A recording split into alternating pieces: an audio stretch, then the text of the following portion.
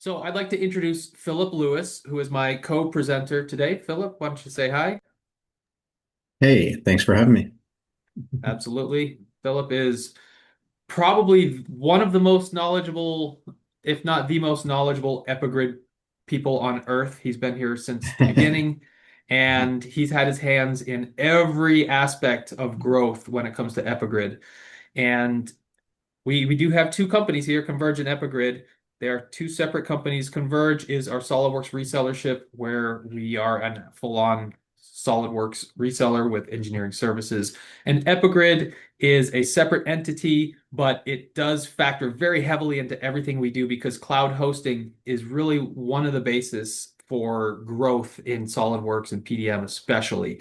And we're going to talk about how EpiGrid achieves that and reduces your CAD IT burden. That's kind of the most important thing to take away is that the goal of EpiGrid is to reduce your CAD IT burden.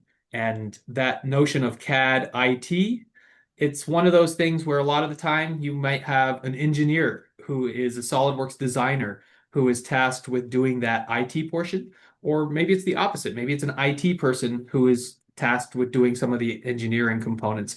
And very often there's a disconnect there. So EpiGrid is here to basically bridge that gap.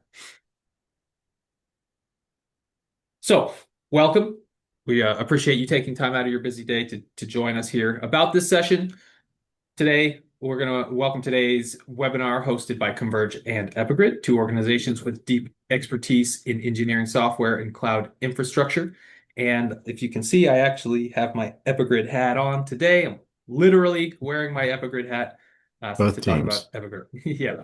So the goal of today's webinar is we're going to identify the major bottlenecks for engineering teams, which is really the heavy lift of the CAD IT. That's where a lot of time and effort gets burned. By the end of this session, you're going to understand why traditional on-premise CAD IT could be holding your team back and exactly what you stand to gain by moving to a cloud-hosted model. And I guess that bears a little bit of explanation. On-premise, think of it as a very traditional server in a closet type situation where you have a physical, like a Dell PowerEdge server that is sitting in a server room, very often an unlocked closet or just a server rack space somewhere.